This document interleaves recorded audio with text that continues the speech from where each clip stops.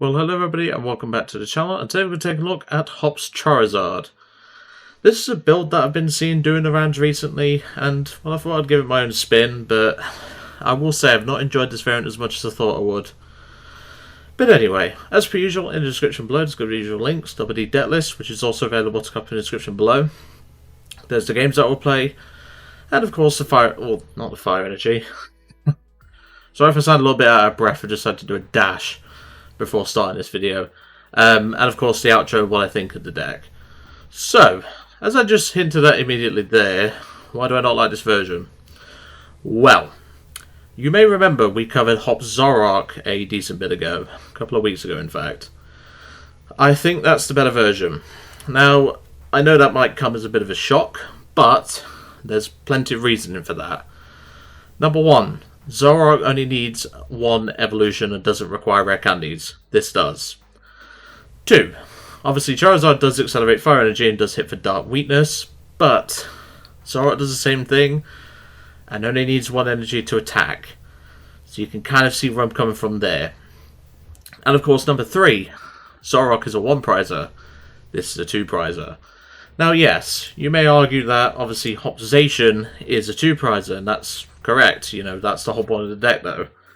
We use the Hop Zacian to, set up, take early prizes, and then the Zoroark can come in, do its Mind Jack, do its foul play, and obviously go from there. And that's the thing, it's one of those that, you think about it, but I just think ultimately the Zoroark is more versatile, because then you're not committing board space to Charmanders, Charmeleons, Charizards, Chi-Yu, which I've also thrown in. You can still play Dark Energies as well. So, you're starting to see where I'm sort of having an issue with this list, but I don't think it's a bad list. It's just one of those that, I'm not a big fan of. But we'll go to the deck list anyway, and we'll discuss a little bit further. But obviously, we are only playing one Hop's Cram, but we're still playing 2 Hop's Snorlax. Obviously, I'll mention a bit further what I think could be improved about this deck, and, I think there's some actual good considerations for this. But I think ultimately, with a few changes, the Hop Zacian, or the Hop Zacian with Zoroark that I covered, would probably be the better build.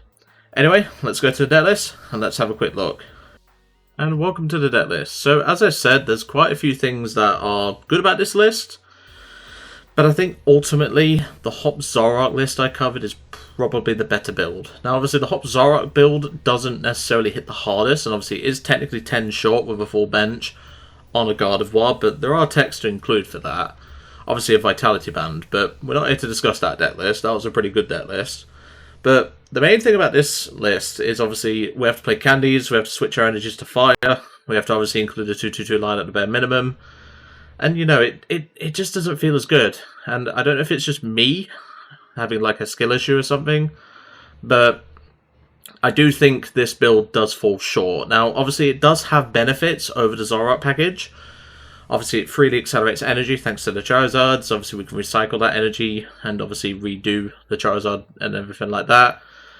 But there are things that I think could be improved about it. So I actually advocate that this list should be running 4 boss and not a CC. The reason for this list is hyper aggressive, and obviously in the late game where we can just have Charizard and get Iono, Charizard takes a hit, and let's say the opponent's got a Fez left, we could just boss that, and to be honest I think 4 boss and Prime would be a good idea. But then I'm also going to suggest that you actually change the A-spec from Prime Catcher to Maximum Belt. And the reason for that is because 1, it actually lets Zacian hit a lot harder against Metal Weak Pokemon in the early stages, but also 2, it gives you more late game and also mid game than what would typically be done. Obviously in the case of Hop's Cramorant, that now means it can hit a little bit harder at 230. In the case of Hop's Snorlax on a, on an actual EX and everything, you'd be hitting 250. Obviously, you will have to commit more energy to the Snorlax to do that, but we still play an E-switch in here, so you might as well consider it.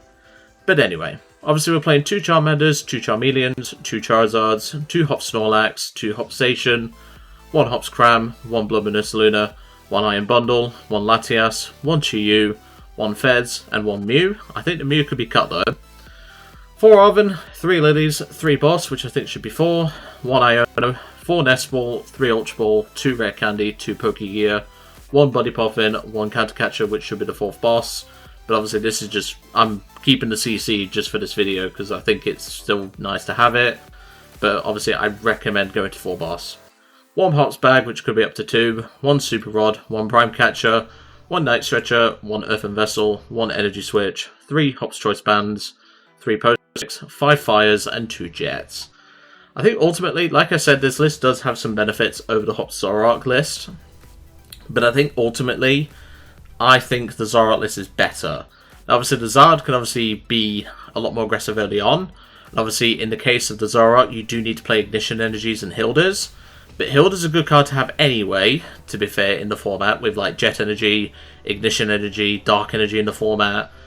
But obviously, you know, Hilda's going to still be a strong card, and, you know, there could be advocate for a Hilda in here, because obviously that lets us grab a Jet or a Fire just for free, and I think that's something to consider. Also lets us grab an Evolution if we have Candy in hand. The only other card I would consider is actually a Terra Orb, and the reason for this is because obviously we normally tend to have low hand sides anyway, because while this deck doesn't exactly draw many cards, I will say that much. But having a Terra Orb in the list means you can get a free Zard out if you have Rare Candy. You don't have to discard off of Ultra Ball, so that's something where it could be improved. But ultimately I think this deck does have a lot of wiggle room, and I think it's something worth considering. Also, second Hops Cram would be very much appreciated, let's put it that way. Anyway, let's get into some games and see how we do. And welcome to the first game. I'm looking forward to seeing how this goes. Obviously, we're still in Arceus rank. The ladder at the time hasn't reset. It will be resetting in about 2 days. There's also maintenance in a couple of hours, but, well, I don't get a lot of free time around Christmas or the Christmas period, so I kind of want to, you know, kind of want to get things done before, you know, the Christmas period and everything, because I am busy during that period, let's put it that way. Selecting an option, that means you've got the Cinderace. I know that for a fact. That normally means they have Cinderace as their, you know, option in hand. Because that's the only time that comes up. I think they might have chosen the option. This is definitely what I think it is. Yeah, see, I'm not daft. Although that's kind of bad pronunciation. But we can obviously 2-hit this thing. It's not the end of the world. So what kind of deck are you playing then, mate? Because I've seen a lot of different decks. Psychic Energy gives me no hint, although it kind of does. I think I know what you're playing, my friend. And I'm not happy about it, but we'll take it. So we'll do Hops Choice Band, Lax, and the Lilies, which is always nice. We'll bench the Latias as well, just so we have free pivot in case he tries to Gust. We'll grab a Charmander as well. We've got 1 Charmeleon and Charizard in hand. So we've got both in the deck, that's fine. We've got 2 boss in the deck, 3 boss in hand total, so that's good. We've got all of our Gust. We've not got Prime though, but I can live with that. And we've got all 7 energy. That's pretty good. And yeah, we'll just inch strike for 120 straight off the bat. Immediate pressure. But again, if I had Monkey Doris in this list, which, spoiler alert, you can't fit him in, I tried to fit in a 1 Monkey, 1 Dark, and it was horrible, so don't. But, yeah, this was interesting to say the least. Like, I tried Monkeys in this list, it was too clunky, obviously even with the Vessel, because normally I prize the Dark Energy anyway, or I prized the Monkey and kept the Dark Energy. And, you know, Dark Energy is still useful in this deck, but, you know, you kind of want the Monkey. Terra Orb, I'm sniffing Hydreigon. That was the first thought when I saw Psychic Energy. And, well, he's just going to concede because, well, apparently he doesn't play Buddy Poffin, which is very strange. Or if he's an all-in on Trolley build. I don't know, but, well, looks like the explosiveness of your start did not get you very far. And clearly, instead of an explosive, it was more of a, you know, like one of those grenades you get in, like, Airsoft or something. But, yeah, nice, easy first win. Let's go to a game 2. And welcome to the second game. That was a nice easy start. I mean, they bricked and for some reason they grabbed a Terra Orb, even though they could have just grabbed Buddy Poffin. I'm not sure why. They also are playing Arven, but no tools, which I find very odd. But again, maybe they prized them all. I don't know. But, well, that's just how it goes sometimes. Can we count that as a donk? I don't think we can, and I probably won't. Okay, we start the Zacian, that's pretty good. We also started Lilies in hand again, so that's pretty nice. Not going to reveal the Charmander though, I'm going to bench that on my first turn, so we'll do that afterward. But no, this is a pretty correct opening hand. We get Charmander, Snorlax, we can put down the Postwick, and then just immediately Lilies for 8, so that's pretty good. But no, that's the only time you'll ever see that prompt that says opponent is choosing an option. That's the only time unless you're in Expanded, because there is another card like that. I think it's a Luxray. Ooh, Frillish, okay. We can take this out in one go. We just need energy to do it. But as I was saying, there are a few other cards that do it, but still, please don't... Oh, we're going to get a Dong. 100% we're going to get a Dong. We just need an energy, and that's the energy. I'll take a Donk. We will 100% take a Donk. Bench, Postwick, Fire, Knockout. That's a Donk. We'll take that. Eat that Guardy Jelly. You're not as consistent as a regular Guardy. And Prime was prize again, but that's fine. I guess you could say that was a Prime match, because we was in our Prime there. I'll stop with the dad jokes. Let's go to Game 3, because that was very short. Well, welcome back to Game 3. Let's hope this goes a little bit better for both of our opponents so far. Well, let's hope it goes better for this dude. Rattata 5874. Let's hope. Well, let's hope he doesn't have a nibble. Like, he has a first turn Meloetta attack, I guess. I'm making a lot of, like, really bad puns today, but, well, it wouldn't be me if I didn't. Fez start, we'll start the Lax, because, you know, we can just jet this guy out, it's fine. And plus, I don't really want to put a 2-prizer down that is not going to be usable this early on, so that's sort of my thought process there. A top deck of a Lillie would be beautiful, though, I must say. But let's see what we're facing against. Psyduck. Okay, that's not really a huge hint, but we could still see something. Please do not tell me that's going to be only basic. Thank goodness it isn't. But he does bench a monkey, that's fine. We can deal with a monkey. Well, there's a Zacian, so that's a good start. So we'll Nest Ball, grab a Charmander. We have prize 1, but I can live with that. Latias is still in deck, so that's good. We need him to get this Snorlax out the active, although, to be fair, we're going to be attaching Jet anyway, so it's not a big deal. And then I will Nest Ball. Probably is Mew in deck? Yeah, I'm going to grab Mew, because we can at least go... We can go energy... Well, we can actually attach to the Snort or the Zacian here, jet it up, bench the Fez and Mew for 1. Which I think we'll do. I'll bench the Fez. I know I said I wasn't going to bench Fez, but if we get... No, we didn't get it. If we got a Hop's Choice Band, that would be probably better, but it's fine. We'll just strike for 60. Even if he heals this side up, we can still... Well, we can't take it out on the bench, but we can at least put some early pressure on, which is the important thing. Obviously, Energy Switch is only for basic energy, so we can't move this Jet Energy. Turbo Energize. Okay. What are you playing that requires Turbo Energize, my friend? Petron? Interesting. And Lilies. Can I have that? Because this hand's kind of dead. Nah, this hand is shocking. Like, I don't want to bench Bloodmoon. Dark Energy. Okie dokie! Oh, we got some spice in the house. That's what we like to see. Okay, Doki's quite dangerous. Because Chain Craze does 260. We could boss it and get a hit on it, which actually does work out for us, and I think we will. So I'm going to attach an energy to Charmander. I'm going to boss the Dogi, because then I get a hit on it. I can then Mew for 1. Okay, Choice Band's pretty good. We get an extra bit of damage on this Okie Dogi. So now, even with a Bravery Charm, we still take this out with Charizard, should we get it. So then we'll Strike for 90 and take out the Psyduck. We don't need to worry about Psyduck, but it's a free prize card. We might as well take it. And we'll take that prize card, which is a Fire Energy, but that's not particularly useful. Obviously now, this does make things a bit more awkward for him as well, because he has to Petch plus Latias. If he has Switch, that's fine, we can deal with it. But obviously, Petch only works one way, so you can only switch into, you know, you can only do that. You can obviously hit us for 130, but if he plays Latias, which I would imagine he does, he can Petch into another Dark type, free retreat into the Okie Dogi.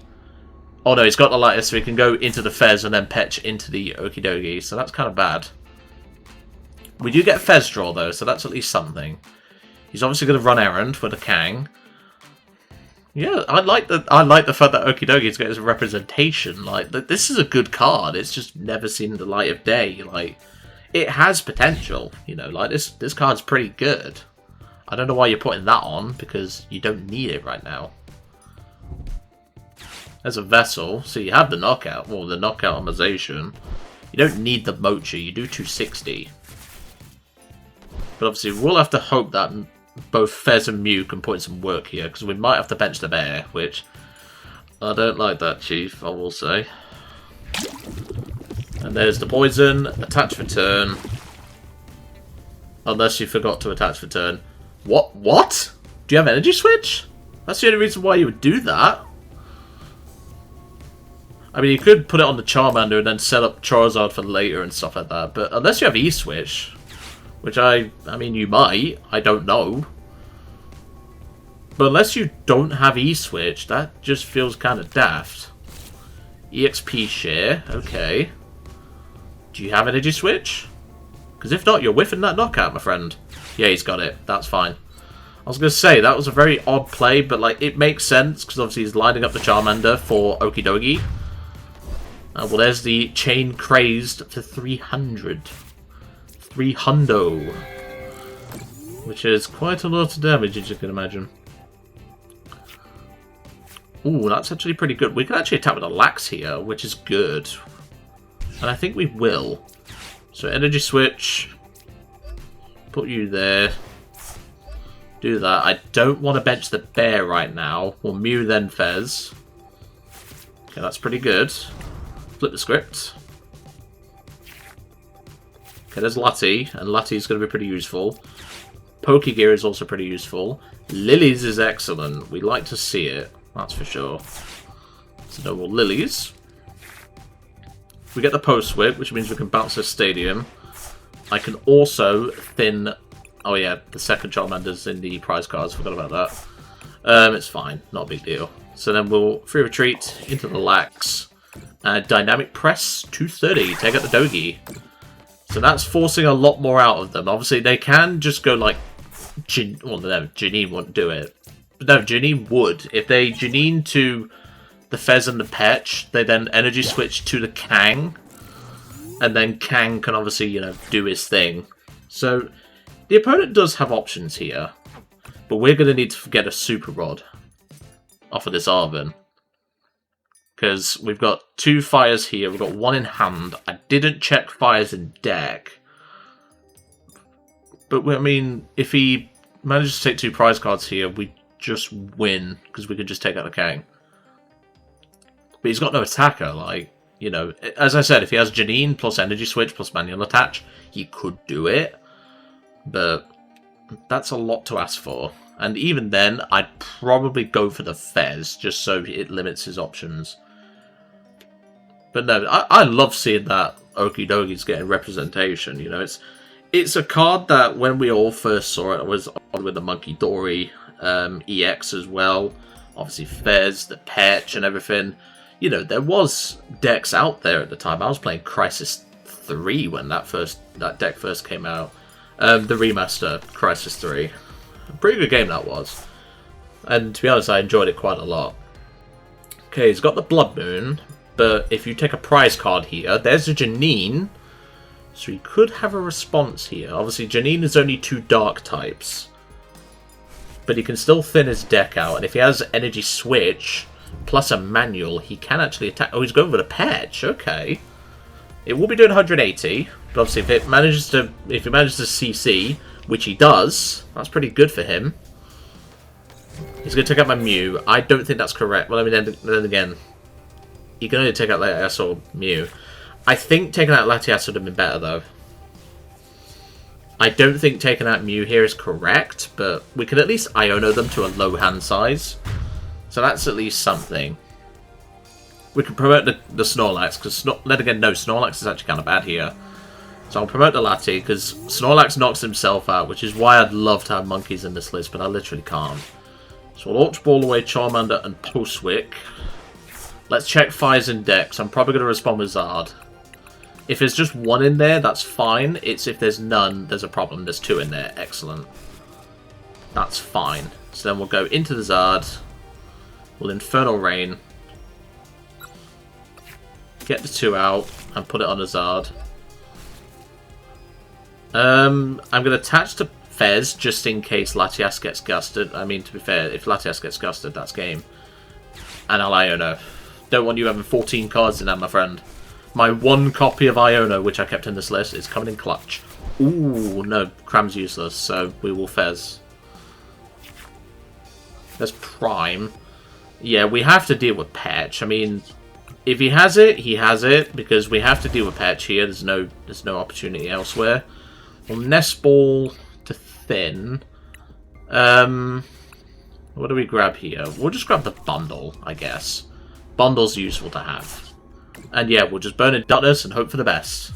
Obviously, they get Kang Draw. They also get Fez Draw. So the Iono may not stick. But they can also win with Kang if they get 2 heads. Which, again, is why I wanted to play Monkeys in this list. Because I did need 3. But fingers crossed. I mean, like I said, he's got Kang Draw. He's got Fez Draw. But he needs to shuffle the deck if he's got Boss in that original hand that we Iono'd. So he needs to find a way to shuffle the deck. And he's just going to go for the draw, fair enough. He could put a large amount of Boss in the list though, but we don't know that. So, you know. And plus, you never know, I can always attach to Fez and like, you know, we can always... In fact, no, we used our energy switch, didn't we? Yeah, we did.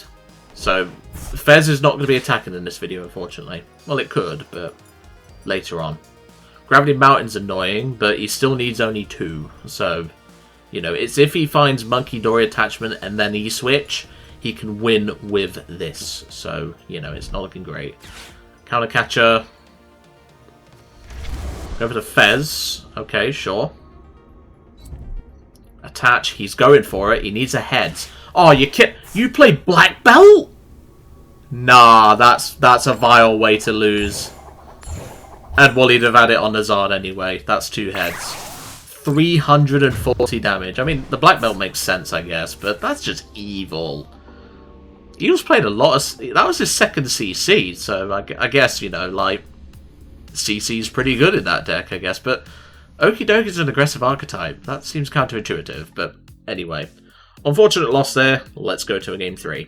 Just realised it's actually game 4, but oh well. You're used to my forgetting of game numbers now. And besides, that's why it's in the description. So when I'm editing the video and obviously checking all that, I'll go, oh wait, I was an idiot again, and then just put game 4 and stuff like that.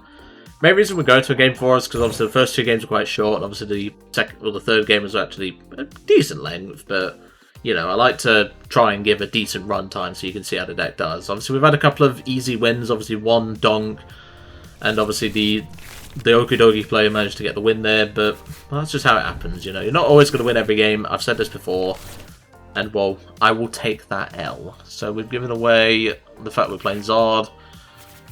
Bundle starts. We're going first or second? Going second, okay. We could work with this. You know, we have Arven for Nest Ball. Ooh, Dunsparce. Ooh, okay. Let's see what happens here then. Mezagoza? I mean, sure. I mean, given, you know, the Charmander sleeves, the Charmander coin, I'm going to guess this is Charizard to Dunsparce. Which I hope, like, not many of you actually watched that video, which is quite a shame. Oh, we might have a donk here. Hold on, hold on. So, Hop's bag. Do that. Check if the Latias is in deck, which it is. Yeah, we have the donk here. So we'll just go Arven for Nest Ball. I'm not going to waste this guy's time, you know, like, I'm not disrespecting my opponent like that. And then we'll go free retreat into the Zacian and instant strike for 90, taking the game. That is yet another donk with a non-donk deck. We will take it. And well, Charmeleon was on the prize. I didn't even bother the prize check because we had a donk. Like, I'm not going to waste my opponent's time. You know, you got to be respectful to your opponents, and that's the important thing. And also to not give up, as the quote is up there. But no, that went pretty smoothly. I mean, we had 3 wins, fell off 2 were donks, and obviously 1 was basically a donk, and then obviously we lost Okidogi.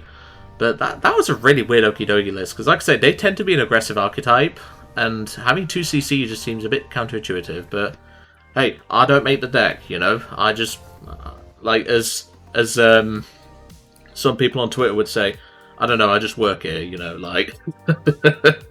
But anyway, so, what did I think to this deck? Like I said, I think it is a pretty good deck, you know, like, you have the option of a big 2-prizer that can obviously sponge hits and stuff. But I seriously think if you are going to play a Hop Station deck with a Dark-type attacker, the Stage 1 Zoroark from White Flare is infinitely better. The reason why I say that is because obviously you can copy attacks. So, for example, you can copy Wellspring with the Zoroark, and obviously hit them with the Wellspring's attack, and then obviously take out something like a Noctowl or something, or a Hoot Hoot, even a Fan Rotom or something. And if you do it twice, for whatever reason, and also, by the way, it shuffles the Ignition back in, which is also nice, so you can redo it again. But also, as well, you can copy Zard, you can copy God of War's Miracle Force, and obviously knock it out with Weakness. You can copy, well, no, Mega Symphonia for the Mega wouldn't do it, unless you're, like, you're playing Luminous Energy, I guess, or, like, you just chucked a couple of Psychic in, I guess. Like, well, you need at least 4 to do that, but you know what I mean? Like, it's one of those that, like, I think these decks have very good synergy, and obviously these two are very close in terms of rivalry.